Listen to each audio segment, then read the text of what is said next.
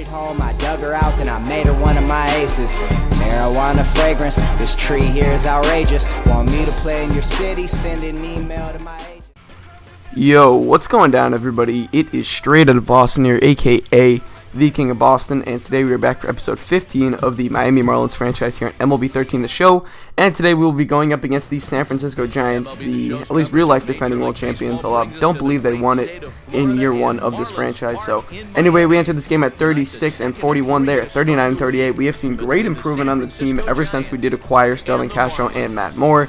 They've really spearheaded our season so far and our success. We were probably 10 games under 500 when we acquired them, and we've quickly turned that around.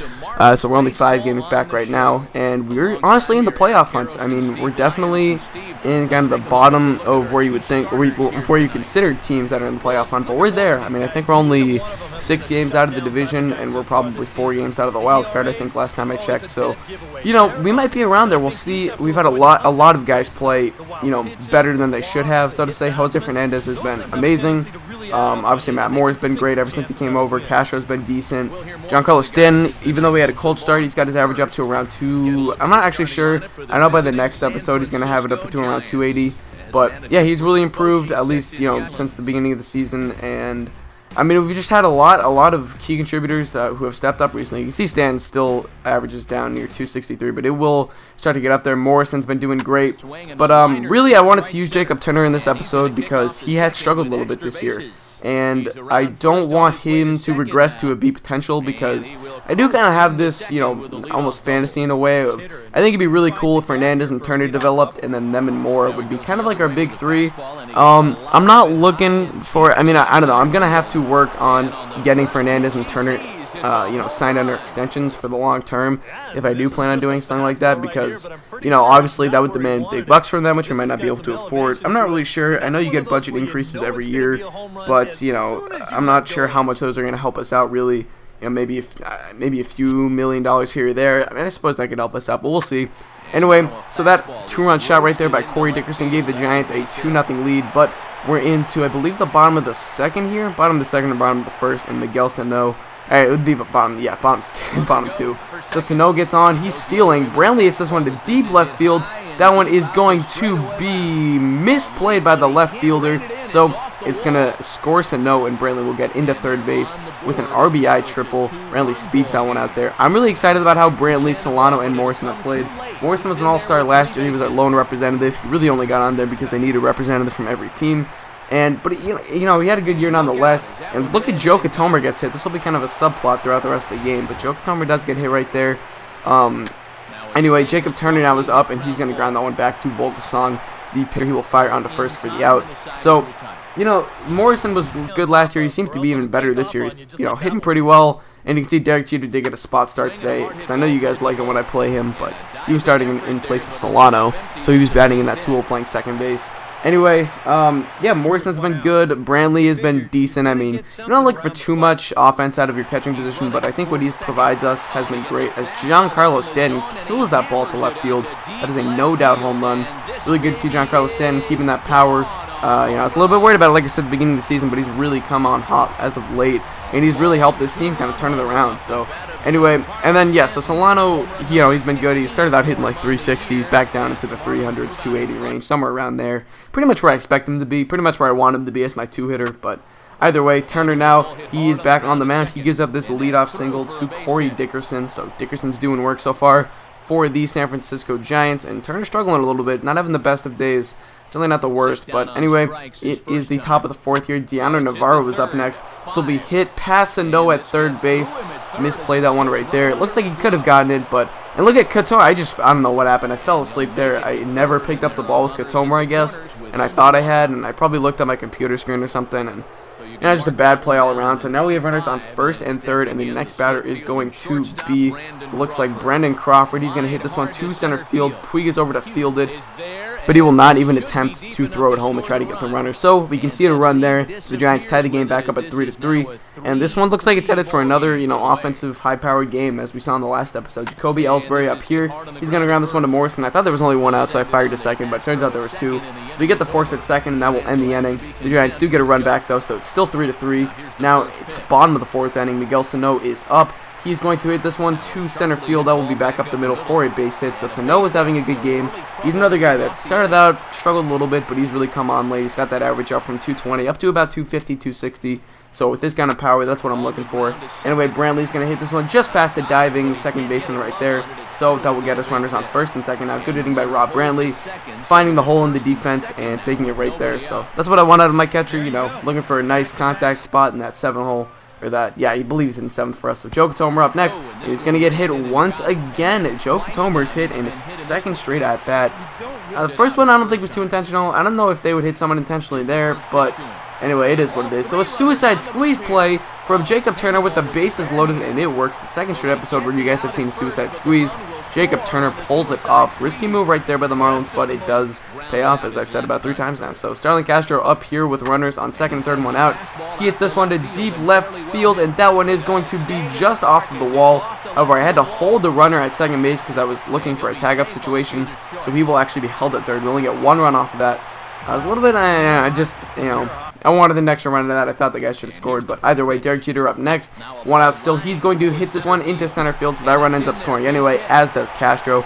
We bring home 2 on the Derek Jeter single. He has 2 hits on the day, so pretty good day out of him. He's only hitting about 217, I believe, entering this game, but he, you know, he showed up at his spot start. Maybe he's buying for some more starts. Who knows? Yeah, so Puig would pop this up to right field to end the inning. But nonetheless, we got 4 runs that inning, so we extend our lead to 7-3. We've blown this game open just a little bit.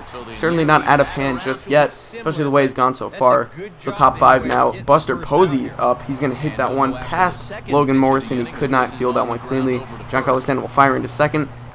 And the Giants now have a 1-out base runner, with the meat of their order coming up nonetheless. So Jacob Turner looks to be in a bit of trouble, and now Pablo Sandoval is up next. First pitch to him will be hit to deep right center field. That one is not going to be able to be caught by Yasiel Puig, who will field it off the wall and fire into the cutoff man. Posey will be held at third, but now runners are in second and third with 1 out. So Giants have a very good chance of getting home at least one of these runs, if not both. And like I said, they have the meat of their order coming up.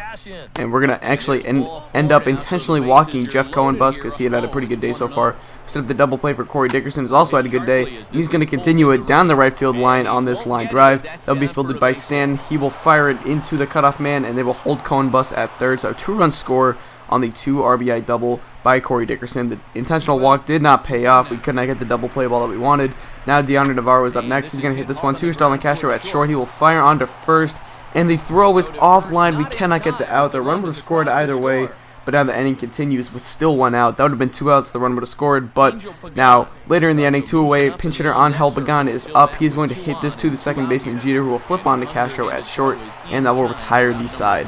So we end up yielding, I believe, 3 runs this inning, or 2 runs, not 3 runs. So 7-6 here. John Buck up, pinch hitting. He's just the deep left center field, and that is gone. A solo pinch hit home run for John Buck. He pinch hit for the pitcher in the, I believe, 6th inning, or the 7th inning, I'm not 100% sure. So very big at bat by John Buck. I've said it before, he has been clutch off the bench so far this season. I would say our depth is one of the biggest reasons why we're in the hunt right now. I mean, I always praise depth in you know, baseball, but it's been huge for us having a guy like that come off the bench and do stuff like that. So anyway, still bottom of the 6th inning here. Starlin Castro now gets on with a single, so we're trying to get things started with the top of our lineup after it does get reset after Buck hit that home run. So Jeter up next now, the 2-2 count. Castro on second, and Jeter hits this to center field. That will be caught by the center fielder Jacoby Ellsbury, but as a Red Sox fan, I know Jacoby does not have a big arm. So Castro will end up taking third easily on the tag up right there, and now we have a runner on third with just 1 out. And next up is Giancarlo Stanton, the 1-1 count to him. He will hit this one to deep left center field. That one is back. It will be tracked down by Ellsbury on the warning track as he reaches up for it. Almost got all of that one. Almost got it at the park. But as most of us know, Marlins Park is not a hitter's ballpark, and they kept it in the yard there. So now Jeremy Affeldt is on. As we enter the bottom of the 7th inning, the Marlins are still on top 9-6, looking for some extra insurance. Now Logan Morrison is going to hit this one. It's a blooper into left field, and Pablo Sandoval could not track it down, nor could their left fielder.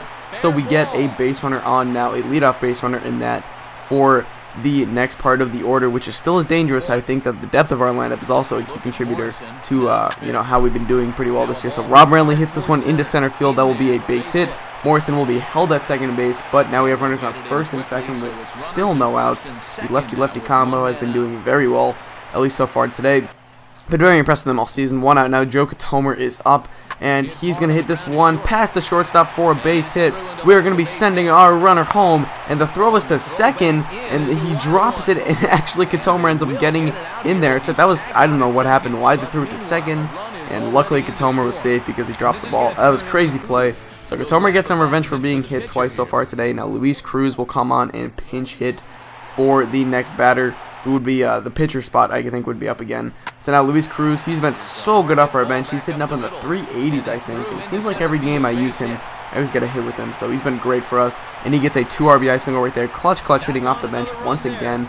Like I've talked about it all year. Clutch hitting off the bench has really helped us. Now Starlin Castro up, and the pitcher hung that curveball, and Castro took that one out of the yard for a 2-run home run. So we've blown this game open now. It is 13-6 after Castro's home run. Great at-bat by him. Worked the count a little bit, got it to 2-2, and then forced a very bad hanging curveball by, I believe, Jeremy Affeld's still, yeah, he's still in, so it's been a rough inning for him. He gave up 4 runs. So now, top of the 9th inning, Michael Dunn was on to shut the door. He would load the bases, but we're going to get a game-ending double play. So that is going to wrap up this game. We end up winning by a score of 13-6. Very good game. Once again, another offensive exhibition, really, for us. I'm really impressed with what our offense is doing, and I think our pitching, it's been good. It's been pretty good during the simulation. I guess I've struggled a little bit in the last 2 games with some of the guys. Hopefully Turner can turn it around. I think he will, and we should be in good shape. I mean, I'm really impressed with how the team is doing. You know, I don't know if we're going to make the playoffs. I don't see us really contending for a World Series or anything, but if we get to 500, I'd be very happy. So anyway, this is going to wrap up this video. I thank you guys for watching. Hope you did enjoy, and so I'm out. Peace.